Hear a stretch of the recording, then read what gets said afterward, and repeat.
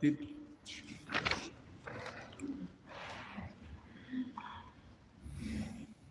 Siempre hay una pregunta de por qué la lista de los sinópticos mencionan a Bartolomé, y acabamos de escuchar el evangelio que habla de Natanael.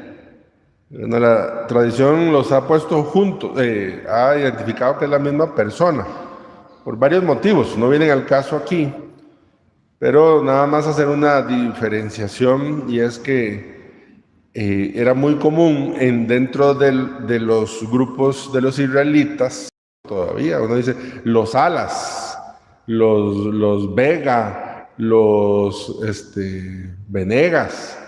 Estoy pensando en tantos pueblos allá, en la legua de Acerrí, donde estuve, en Frailes, calles que se llaman los Camacho, ¿verdad? Que se llaman por el apellido. Bar, la palabra bar en arameo quiere decir hijo. Ya lo sabemos eso, porque ¿se acuerdan a Bartimeo, el hijo de Timeo, ¿verdad? Y la Biblia habla de Bar Jonás, referente a Pedro, diciendo que es el hijo de Jonás, y en el caso es Bartolomé, es de la familia de los Ptolomeos. Entonces, el nombre era Natanael, más la forma de llamarle, el apellido, digámosle así, es de los Ptolomeos. Es un detalle allí para que no se nos haga cortocircuito, porque si usted se lo ha preguntado, aquí tiene la respuesta, y si no se lo ha preguntado, ¿por qué no se lo había preguntado antes? Es la pregunta, entonces, ¿verdad? Porque si uno lee allí, dice, bueno, ¿dónde habla de Bartolomé? Si está hablando en este caso de Natanael. Entonces, la misma persona, haciendo referencia uno al nombre de la familia y el otro al nombre propio. Algunos detalles que quisiera yo señalar de aquí, empezando nomás con el texto. Dice, Felipe se encontró con Natanael y le dijo, hemos encontrado a aquel de quien Moisés escribió en la ley y los profetas. Lo primero que quiere decir es qué importante es Felipe en la fiesta de Bartolomé. Porque quien llevó a quien llevó a Bartolomé a Jesús fue Felipe. Eso se repite en la fe. Eso se repite en la fe. Recuerden quién llevó a Pedro a Jesús. Andrés, su hermano, ¿verdad? Recuerden las escamas que caían de los ojos, Ananías. La fe de verdad necesita personas que lleven hacia otras. Entonces, esto nos pone de frente a dos tareas. Número uno, ¿de cuál Bartolomé está usted siendo Felipe? ¿Me explico? Yo estoy siendo Felipe del Bartolomé de mi esposo, del Bartolomé de mi hijo, del Bartolomé de mi nieto, del Bartolomé de mi vecino, porque si la fe necesita de Felipes, entonces, ¿de quién usted está? Aquel de quien Moisés hablaba, porque la fe así es como llega al corazón de los demás. El momento en que nosotros nos callemos, pues la fe dejará de pasarse. Cuando digo esto, pues no solo del discurso, sino de la forma de vivir, claramente. Entonces, ¿de qué Bartolomé está usted siendo Felipe? Y ahora la segunda pregunta es, ¿y quiénes han sido sus Felipes? ¿Verdad? Sus Felipes. Eso es muy bello. Cuando yo me topo con ese texto, me gusta en mi oración pensar en la gente que me ha llevado a los pies del Señor. Gente que ya falleció o gente que no se dio cuenta. La primera vez que pensé es que yo, ahorita, así como de verdad honesto, yo no sé cómo se llamaba mi catequista de primera comunión. Es más, yo cierro los ojos y no la recuerdo. No recuerdo. ¿Y fue un Felipe? Claro. Imagínense que me preparó para el gran sacramento de la Eucaristía, ¿verdad? El otro día estábamos en una reunión y le estaban ahí vacilando a Lorena porque decía que del 80% de los que estábamos en la reunión, Lorena había sido la maestra de la catequista, ¿verdad? Y yo le decía, Lorena, ¿también está usted? Yo no sabía que también estaba usted, ¿verdad? Hay que dar gracias a Dios. Pienso en mi catequista de confirmación, de ella sí recuerdo, sí recuerdo. Y ya en aquel momento, 14 años, 15 años, ¿verdad? Ya falleció, por cierto, Dios bendiga a Xiomara. Y lo que lo recuerdo era que le ayudaba a un asistente que no recuerdo cómo se llamaba, pero que rezaba el Padre Nuestro diciendo: Padre Nuestro que estás en el cielo, santificado sea tu nombre. Amén. No podía yo, al final de la reunión siempre era una risa porque esa mujer rezaba como que si le estuviera faltando el oxígeno, más o menos, ¿verdad? Pero fue Felipe, sí, fue Felipe.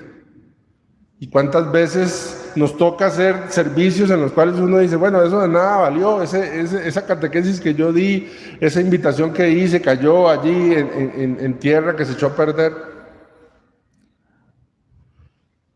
Nosotros sabemos que Felipe le dijo a Bartolomé que habían encontrado al Señor. No sé cuántas veces le habrán dicho a Bartolomé o en las conversaciones que hayan tenido sobre el Mesías, cómo el corazón se fue preparando. Entonces, eso primero. ¿De quién estoy yo siendo Felipe? ¿Y quién en mi? Todas personas, de las familiares, ¿verdad? El otro día me reuní con las damas de la Virgen y les contaba sobre mi abuelita, que por eso yo le puse el nombre así, un nombre provisional, pero y yo pienso en ella, en el cariño con que planchaba aquellos vestidos ¿cómo se llama eso que es peludito, así? De pana o gamuza, ¿no se llama? Bueno, esos vestidos de la Virgen con un cuidado. Cierro los ojos y la recuerdo con una aguja pegando una lentejuela, o lentejuela, no, sí, lentejuela, una cosilla, ¿verdad? De eso. Es que ahora hay unas cosas lindísimas. Y ahora meten unas máquinas y bordan y todo, ¿verdad? Y eso a mí me enseñó un amor a la Virgen. Un amor a la Virgen. Unas peinetas que le ponían a la Virgen así, unas mantillas. Felipes, ¿verdad? Felipes. El domingo en misa de 11, yo no estoy dándole la paz a los niños. En misa de 11 estoy preparando el altar y vienen dos chiquitos, sacan una medalla. Y me dice, así el chiquito me dice, es que nosotros sabemos que vos querés mucho a la Virgen, entonces te traemos esta medalla. ¿Verdad? Entonces, una medalla, pero no una medallita, una medalla de que le haga uno en las carreras, ¿verdad? Entonces la veo yo y decía como, no sé, maratón de la Virgen de los Ángeles, no sé qué. Y entonces le digo yo, ¿vos te la ganaste? No, dice, se la ganó mi papá, pero acordamos que iba a ser para vos, me dice, ¿verdad? Chiquito, sí, no sé de cuánto. Y qué detalle, que le agradezco al Señor ese detalle. Pero miren cómo, que habrá visto ese chiquito para que diga eso. Tal vez los padres ya lo han dicho. Pero lo que quiero decir con esto es que uno es Felipe incluso sin darse cuenta, ¿verdad? Y eso es muy importante. ¿Quién ha sido Felipe? A este Bartolomé de aquí le faltaría, a este texto de aquí le faltaría un Bartolomé si también le faltara un Felipe, ¿verdad? Entonces, si hoy estamos celebrando la fiesta de Bartolomé, de alguna manera también es la fiesta de Felipe. Ahora, cuando comulgue y se vaya a sentar, piense en todos los Felipes y diga, Señor, bendice a estas personas que me han acercado, ¿verdad? Me han acercado a ti. Eso es parte muy importante. Segundo, ¿qué es lo que quiero?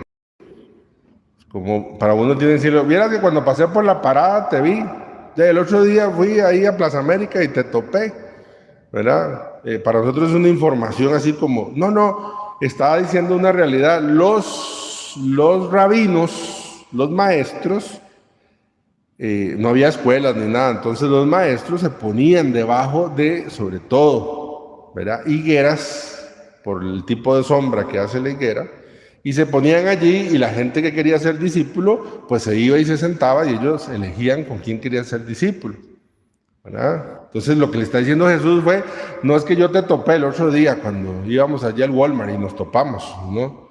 Lo que está diciendo es que yo sé que vos sos un maestro.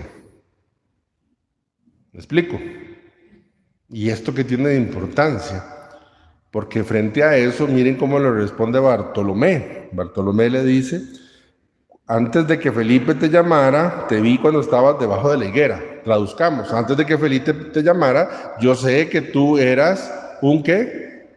Un maestro, ¿verdad? Respondió Natanael: maestro, tú eres el Hijo de Dios. Lo que está diciendo aquí, lo que está sucediendo aquí es que el maestro se está volviendo discípulo. Y a nosotros la verdad es que en la vida nos han hablado que hay que ser humildes es ir escalando. Usted sea humilde, empiece, ¿verdad? Hoy tenemos esta problemática de que los muchachos salen graduados y quieren ser gerentes generales de una sola vez, ¿verdad? Cuando en la vida real usted ha visto que aquel empezó de misceláneo y que luego empezó de no sé qué y luego empezó a crecer y crecer y crecer. Hoy, pues gracias a todas las redes sociales de un mundo así como ficticio, parece que los muchachos se frustran porque en el primer trabajo no ganan 4 millones de una sola vez, ¿verdad? Y entonces el discurso que hay es como diciendo: usted empieza desde abajo. Está bien, el mundo eso es ser humilde es empezar desde abajo. En el mundo cristiano ser humilde es de arriba irse hacia abajo, porque la humildad es descender, no es ascender. El Hijo de Dios, ¿qué hizo? Descendió. Era Dios y se encarnó.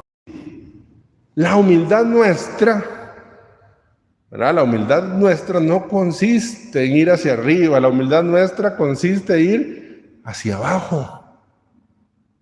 Y que en el mundo ser humilde es empezar de abajo hacia arriba. En el mundo cristiano ser humilde es de donde estoy, empezar cada vez más hacia abajo, cada vez más hacia abajo.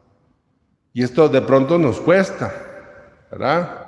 Porque en la cabeza y en el corazón de algunos creen que servir en la iglesia, empezar desde abajo es bueno, empiezo siendo así y luego que me tomen en cuenta para ser subcoordinador y luego coordinador y luego coordinador y luego y entonces piensan que la humildad es, no, en la vida cristiana la humildad es servir, para abajo, para abajo, para abajo. Que esa persona sí es humilde, empezó desde muy bajito. La vida cristiana es hacia abajo siempre, hacia abajo. ¿Cómo es su servicio? ¿Cómo es el mío? ¿Verdad? ¿Cómo es el mío? No es sencilla.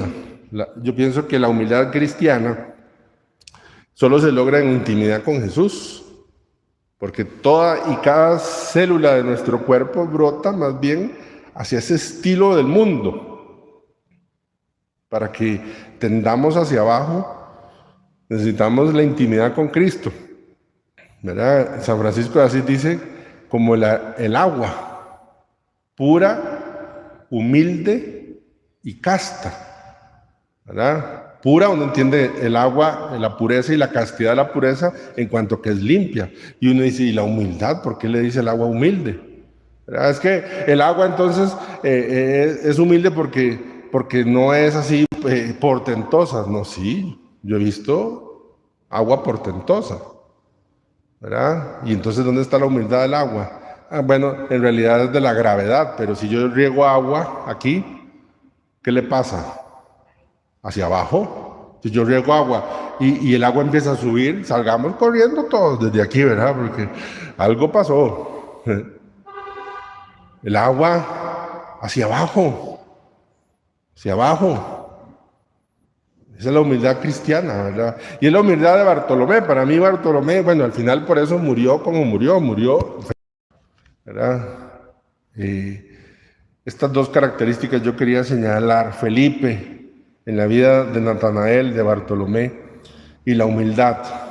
Hay unas letanías que se las había presentado y alguna vez en las horas santas las hemos rezado.